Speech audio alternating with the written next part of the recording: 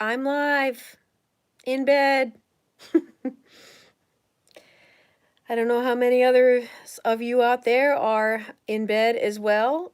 It's a good time to do a video. I don't know if you'll get the notifications.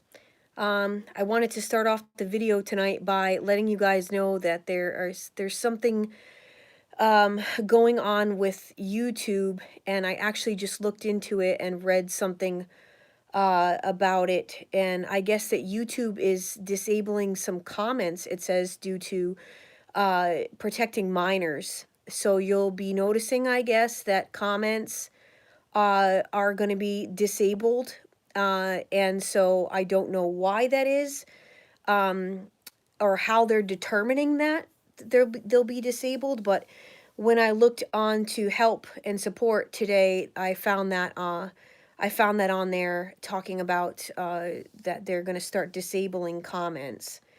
Um, so it's on there. It was posted in February, so I'm letting you guys know that.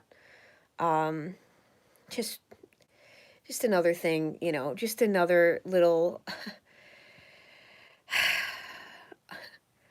Hi, Diane. Yeah, it's just another thing to have to navigate and get through. Hi, Soaring Feather. Um, if there's something I can do on my end to make sure that that doesn't happen, I will do everything I can, because your comments are very valuable to me, and I want to make sure that I can see comments. Um, so yeah, so hello, I'm in bed. It's a good time to do a video. I was thinking about, as I hopped into bed tonight, I was thinking about the silence and the peace, and my little Muffins over here that likes to, he's the only cat I've ever had that yeah, exactly, that they have something protecting children, so they're disabling comments. It said like they're disabling like thousands of comments throughout YouTube. But how they're determining that is just, I don't understand. Yeah, but I was saying that I have a cat that likes to burrow himself underneath the covers every night. That's his favorite place to go. He crawls right in between my legs and goes to sleep. He's the best. That's my best friend right there, that cat. The cat is, I hope that cat's around for 20 years because I'm going to need him. Um and the other two are feral cats that I rescued last year, and they're pretty skittish, but they're coming around. It takes time. So, yeah, I was thinking about peace this evening, and I was thinking about some of the clients I've been working with, and they're in a different stage right now. Some of them have recently just left the NARC, and they're very sad, and they're going through a really hard time. And I know that stage. We all know that stage. And I told them, I said, you got to think about how you get to go into bed, and you really get to do this, like, I call it like the thank God dance. Like, I get to go to bed, and I get to have that quiet and that peace, and that, because that feeling when I would go to sleep next to him, um them plural, as we know, for me it was three back to back. Yeah, and oh yeah, I know, and the animals just give you such peace too. That's so comforting. I would suggest, if any of you don't have an animal, you might want to think about getting an animal, because they give you such unconditional love, and they're just so uh they just bring you peace. My cat will literally sit there and purr for an hour, and something about that purring, it just brings you like this peace and balance to you. Um, it helps comfort you. It's like a comforting thing. It's wonderful. Um, my feral cats give me some love here and there. They're a little bit more finicky because they were out in the wild. Good night, Pitbull Bill. Um, so they got used to being out in the wild for 4 months before they uh they came in here, and anyway. But I was trying to tell my clients that, you have to get into bed every night and say, thank God. thank God I get to go to sleep in peace. I don't have to live in this terrorism uh, nightmare any longer, and wonder what the heck he's doing and not doing, and what's going to happen tomorrow, and what just happened today, and in the anxiety and the depression that, severe, that came with that. And I mean, I didn't have peace for so many years. How could you? How could you? A lot of the times they were just going around just being mental, and picking fights and starting arguments, and doing all kinds of crazy things just for the sake of it. They're notorious for starting arguments. Hi, Ted. People are up. Well, if they're in my time zone. I am a night owl. I don't sleep. I like to stay up late. That's just, I've always been that way. But yeah, I mean, I think that is the first start to trying to get a different mindset, is like, thank God you don't have to deal with a terrible person. Thank God. Thank God that God got you out of that, and you have a chance now to get some peace and harmony and balance back into your life, you know? Yeah, I think the night owl stuff is like, it's like us overthinkers, it's the time. Well, it's the time for me too that I get most creative. I always come up with the most creative ideas at nighttime. It's never when I first wake up in the morning. I'm not a morning person. I had to get used to getting up in the morning. Um, yeah, Diane, God saved me too. I owe it all to God, for certain. He definitely saved me and got me out and had me see the light on this. Uh, I had an interesting thing I wanted to talk about tonight. I had a client I'm working with um, contact me, and she told me that she told her. I hope she doesn't mind me talking about this. I don't use names, obviously. Should have probably asked her, um, it's a good example. I just wanted to make sure I brought this example up because of how this stuff doesn't work. Um, yeah, no, they can't stand. They can't stand when you're happy. Narcissists don't want you to be happy. I know, I know. Well, so she told me that she told her husband that he's a narcissist, and of course, what do you think that he said? And this is, after she had done her own due diligence of research, looked into it, um, started getting some sessions with me, getting some validation on it. And of course, her husband was like, pulls this card. No, you are the narc. Yeah. No, you're the narcissist, is what the husband said. You're the narcissist. You're more narcissistic than I have ever seen. You're the one with all the traits of a narcissist. I'm not a narcissist. No. Meanwhile, every single thing that he's done to her and continues to do, all the traits, he can't look within. And she wanted to tape one of our sessions to let him hear what I had to say. That's not going to do any good, because they don't care anyway what you have to say. They're not going to listen. They know they have problems. They know what they're doing. But the whole name of the game for the narc is, I didn't do anything. It's you. And the times I did take my narcissist to the therapist, it was like they would look forward to this. It was like a challenge for them to be able to fool the therapist. Yeah, and I think that many of you guys, you come on YouTube to get the information, and then you have to make that decision for yourself. At that point in time when you realize you're dealing with a narcissist, it's end game. It's end game for the both of you. I hate to say it like that, you know. I still believe in people, and I do believe that people can get delivered. I believe that Jesus creates miracles every single day. We see it. And if your higher power is in Jesus, you know what I'm saying? It's a spiritual uh it's a spiritual thing going on out there.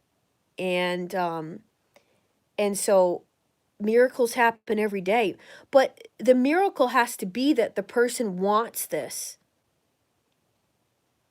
The person has to want to be delivered. The person has to want to seek help. And from what I have seen, from what I have heard, from people that are much older than me that have channels, putting out videos like Old Man Narky. Have you guys seen that one? Old Man Narky. Great video for you to check out on YouTube. I'm not sure the woman that does that video.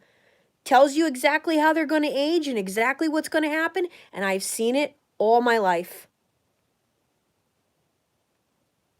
All my life I've seen it. You know, and this inability to look within. Yeah, exactly. Exactly. They are comfortable being the narcissist. They don't want to know or do any other way. They don't want to try anything new. Yeah, and the more you believe in them, exactly, Sonia, the more you believe in them, the worse that they get. Exactly. Because now it's even more, it's another crutch. It's another crutch. Look, hey, look it. They're holding on to me. This is great. This is great. They're going to hold on probably as long as we can get this game going.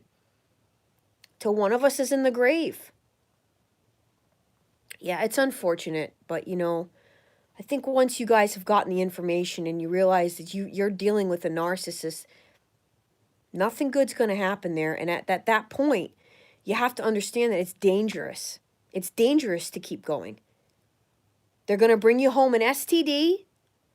They're going to destroy your health and your happiness and your peace and your sense of stability. Gone. Yeah, exactly.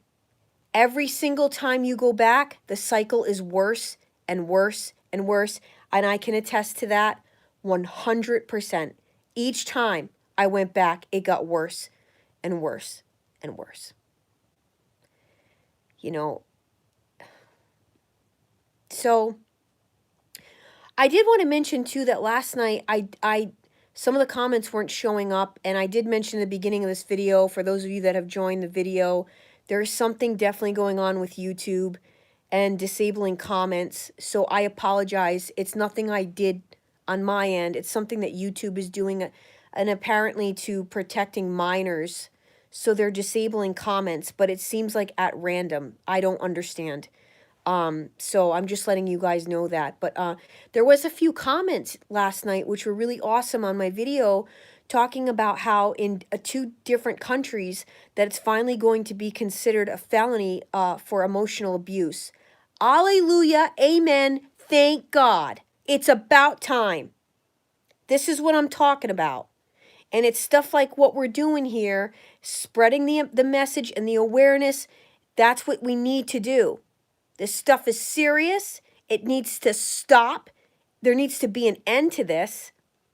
Okay? And it's being able to tell your story, like I said, number one, and be able to share what happened to you and not be afraid. You know, these people had us at a place that we were literally trapped. We felt trapped. We felt like slaves. We felt like complete, you know, wastes of life the entire time we were with them. And for those of us that have to, you know, had to deal with it in the family, and people could have been a best friend growing up, it could have been a family member, it's just as rotten, or a boss, just as rotten, does just as much damage if you don't know how to get yourself out of it and get the hell out and away from them, because that's your only answer. That's the only thing that you can do.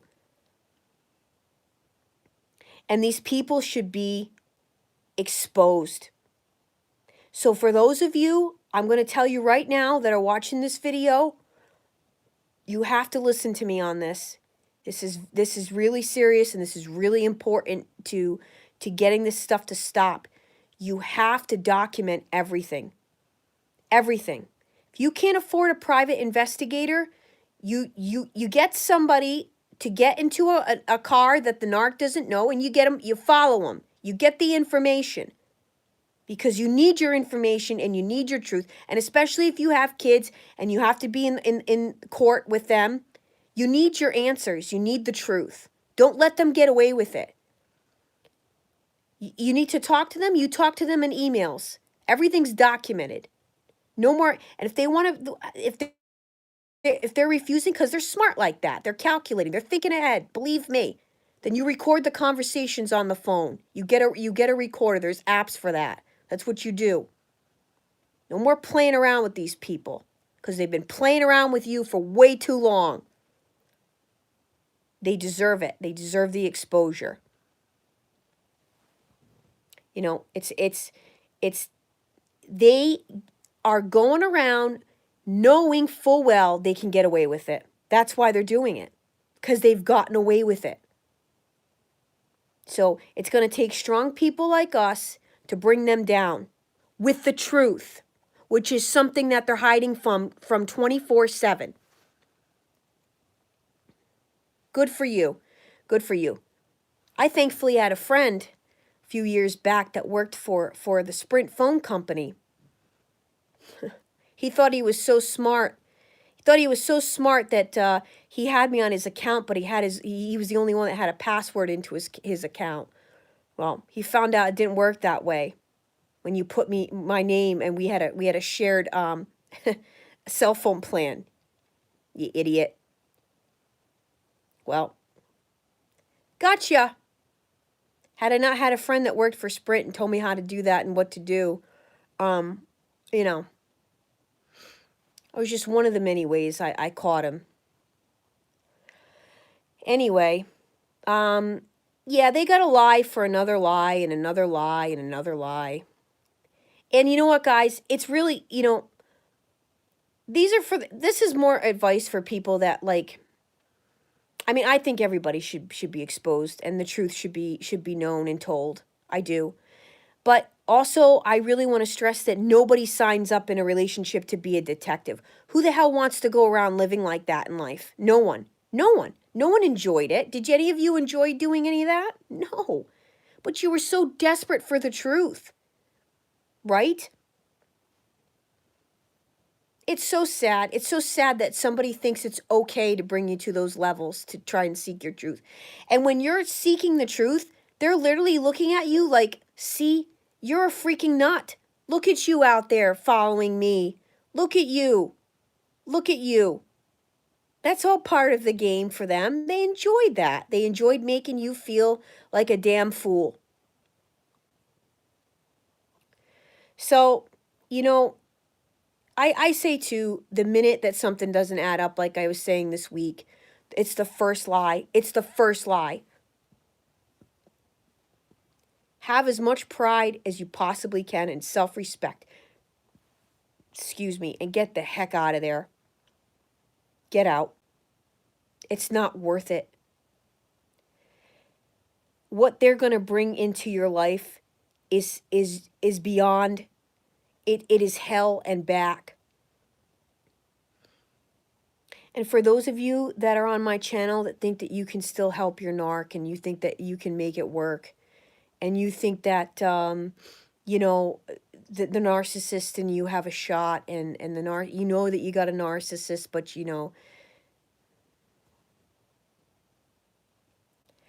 listen, I tried thinking that way for years. I didn't want to give up on people. Are you kidding me? I worked in a field since 2006. For the first 10 years, I was a career coach for people that had disabilities. I tried to help people that had disabilities from all spectrum, all a range from anything you can think of. They had to be on Social Security, SSI or SSDI. So it could be somebody that had Down syndrome all the way to somebody that had a back issue. And my job was to advocate for them in the workplace and find, a match between the employer and what they were looking to do. And I saw so much, a lot of the programs I was working with, Some of these folks were coming out of domestic violence shelters. Some of these people were homeless. Some folks were coming right out of jail. I mean, I worked with all populations. I had to believe in people, okay? Because some of these people truly didn't want to work. But I had to believe that they could have a better life and that they wanted better for themselves. So having come out of that field, and then I worked in, still continue to work in social and human services, helping the poor, disadvantaged, uh, helping people with adoption searches. I did a lot of different work in social work. So it was like I would come home and not realizing I had taken on my own projects in my own home. You know, I was trying to help people all day long. I never had a break. And you know, and I didn't want to give up on the people that I was with in my personal life. And I wanted to believe that I could help, because here I was helping people all day long. I got to be able to help them, you know. So I came from that mentality. I tried everything. I really did. You ask any of my really good friends and family, I tried. I did more than most people would ever even allow themselves to do. And I was patient, and I was understanding, and I was hopeful. I was hopeful and forgiving. But guess where that got me, guys? It got me down a long road to going nowhere. Yep, completely. 100% lost. Oh, thanks for my, thanks. That made me laugh. My top, I got this in Disney World when I went with my family in the fall. So yeah, coming from that story, I wanted to share that I am thankful to God right now in my life for peace. I am thankful for silence. I am thankful for no arguments. I am thankful for not going around the merry-go-round over and over and over and over. The word salad, the arguments that went absolutely nowhere, because that was what he was doing. They're trying to make you stop arguing with them. You know, stop telling me that I'm wrong. Stop telling me the truth. I don't want to hear it. And on and on and on. No, they don't care about you wasting your time. No. No. That's all, you know, they talk about the future faking with the narcissist. That's all the narcissist knows how to do, is the future faking. Continuously you know, telling you we're going to work towards this, and this is going to happen, and I'm going to take you on a trip, and we're going to do this, and next week we're going to do this. And it was always the future faking. I want you to, you know, be the mother of my children. I'm certainly glad as hell that didn't happen. I would have had Rosemary's Baby. It's not even funny. It's not even funny. I will share with all of you too that was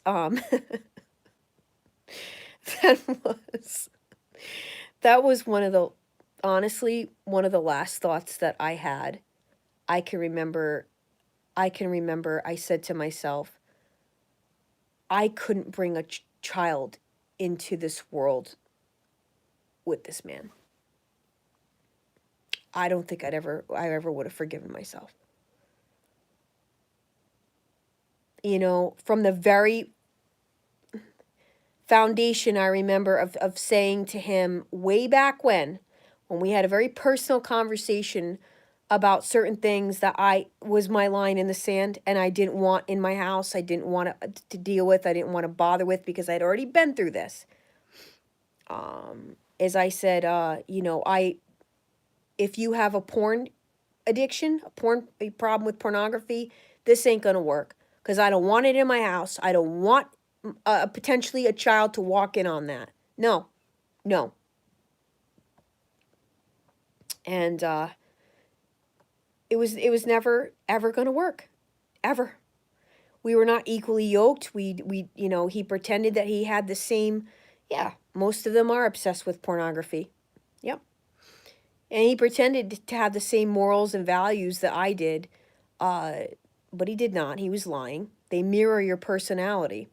They don't have one. They don't have their own identity. So they're, yeah, I'm into that too. I'm into that too. I agree with you. Yep, yep, yep, yep, yep. Oh yeah, that's a classic narc move, asking for an open relationship. The narc I just read that comment. The narc wasn't an open relationship the entire time they were with you. The narc was in an open relationship. You just didn't know it. They're always cheating. Always. They're always cheating. They're always bringing somebody else into the picture. They're always trying to find somebody else along with them. Oh yeah, they'll do that too. Let's be friends now. Oh, I've already put you through hell and back. Now let's be friends. I was such a great friend to you the entire time, so let's just continue the friendship. That's a hell of a friend, man. I'll tell you right now. Hell of a friend we had, didn't we? Oh yeah. So, it's almost been a half hour here and I've been babbling on and on. Thanks for listening to my nighttime babble. So I got 27 people on with me right now, and it's 27 minutes in. What would you guys like to ask me or talk about? I'll be reading your comments and trying to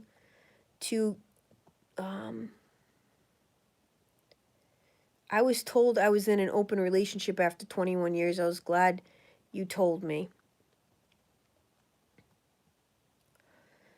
Yeah. They're very dangerous. Hi, Mike. I don't know if you're just coming on. I'm just asking everyone what's on your mind tonight. What would you like to talk about? What would you why are they almost always into porn? Okay. From my experience, and I've had a lot of experience with this, unfortunately.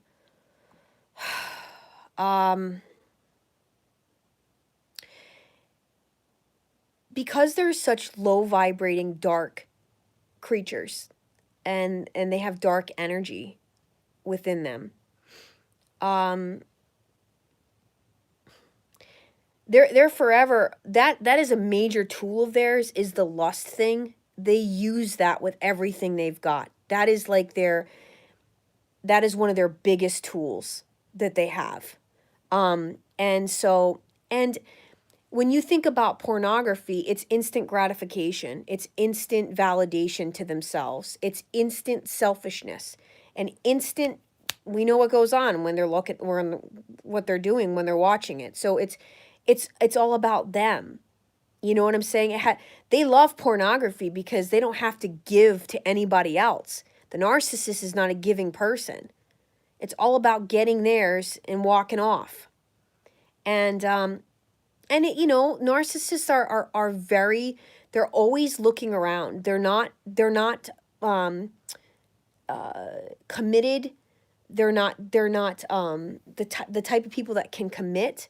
They don't commit to anything. They're not loyal. They don't value human beings. So the pornography is just a great explanation of that. It just shows how, here we are. There it is. I can pick and choose what I want. It's just another form of cheating for them, in all actuality. Yeah, I mean, that's just what it is that's why most of them are addicted to porn. And exactly, we're exactly, Soaring Feather, we are objects to them. That's how they view us. Oh yeah, a lot of times they will navigate from apartment to apartment, from job to job, from city to city, because they're always running from themselves. They can't stay anywhere for long periods of time. It makes them itch. Not to mention that the people around them are finally catching on to their crapola, and they know they gotta hitch it again and go find a new group of friends that don't know who they are. Um, Somebody asked a question I saw earlier, why do they always have to play you like the fiddle? Well, that's because they get the upper hand. You see, one time Narc said to me, because they have these little moments that they're actually honest. It's very few and far between if you're really paying attention. Of course, they go back on it 2 sentences later, but he said, I got this thing that I got to get them before they get me. Yes, Mike, you can be addicted to porn and not be a narcissist. Yes, that is possible. You just wouldn't have all these other traits of a narcissist, and you just might have that addiction to the pornography. That can happen. But yeah, getting back to the being played like a fiddle, that puts them in the power chair, and they have to be in the power chair all the time, or at least think that they are. So playing, getting one on you, uh, sneaking around on you, getting away with things, being secretive, treating you like dirt, those are all power play moves of having an upper hand, so to speak, or having control over you. And that's what they're always forever in search for. So that oh, the royal we is back on. I've got the notification. So that is why they're always doing that. That is why they're always playing games with people, because they want so badly for to have that upper hand, to be in the power seat and be in control over their victims. How long did it take for you to get back to your old self? Well, I'm not 100% there. No. It's a work in progress. But I can tell you this much, I look in the mirror and I'm noticing, I'm remembering who I was again.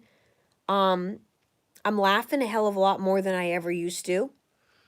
Um I have my sense of humor back, which is huge. I got a lot of people that were coming forward and saying like, you didn't laugh much at all. Like your funny self is back. It's like, oh, thank God, cuz I missed her too. I really missed her.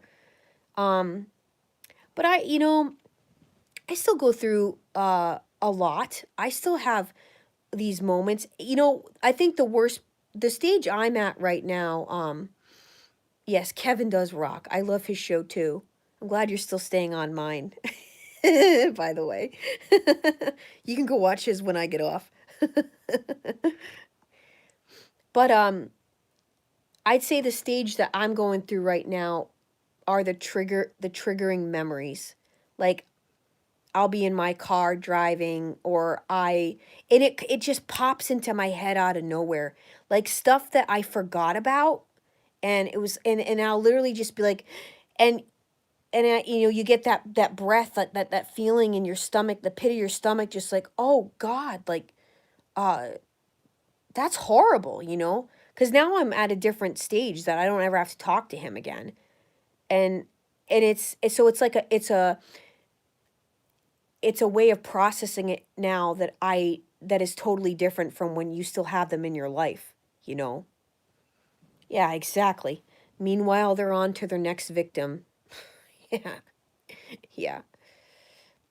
Um yeah, it is true. I mean, everything feels much more balanced now. Things look different, colors are different, smells are different. It's the little things in life that you enjoy. And we're able to do that. Like narcissists don't enjoy the small things in life. Like they wouldn't sit back and be like, God, I love this ice cream cone and the smell of the no, they're sitting around thinking about like, how can I make a lot of money and be famous, How how can I rule the world and have as many women as possible, or whatever it is. Um Yeah. Well, that's all part of it too. Yeah, how can I cheat today? How can I cheat and get away with it? How can I win the game today? The forever game of narky. Um, yeah. I'm glad that I see some of you. I know some of, this is, you guys got to understand that this is a work in progress, and we are works in progress, but the coolest thing about us, you guys, sorry, I keep burping. The coolest thing about us is that we we have this desire in us to really want better for our lives, and we have the ability to do better and to have a different life. Like we want that. You know what I mean? We actually embrace growth. I agree we should have a party together. I'm working on that. I really really want to do that. Maybe we can do like a GoFundMe for some of us that, can't afford like the plane ticket. I was just thinking of how we could do this so that we could all realistically get together. I think that would be so awesome. But even so much, if you guys are interested in doing groups, I am trying to get groups for different time zones. Um, and so if you're interested in that for part of my packages that I'm doing to help, and I'm spending my time trying to help those for work here, you can email me at traceface at gmail.com. And the groups I know will be super helpful. It's just I'm trying I'm trying really hard to figure out who how many we can have in the group depending on the time zone that you're at. So um I'm glad that you guys are all up and interacting right now. It's pretty awesome. Um so those are my thoughts for this evening. I just want to make sure that I remind all of you, when you do go to sleep today, remind yourself how lucky you are, how you do have a chance, you have an opportunity to get out if you are in it currently, and you have an opportunity to have your best life. And I had a really great quote that I'll share with you guys in the next video from one of the clients I've been working with. She said it during our session, and I asked her to write that down for me because it was really great. And I won't do it any justice trying to explain how she said it, but it was in regards to how all that happened for a reason. And I'll read it. I'll read it to you guys. It was really awesome. And so just keep that in mind. Be so happy that you get to have silence and peace and a narc-free day today. You have that choice every day. You do not have to deal with narcissists ever. That is your personal will and your choice every day. So I will talk with you guys very soon. I love you guys, and have a really, really, really great day or night if it's bedtime for you. And we will talk soon. For now.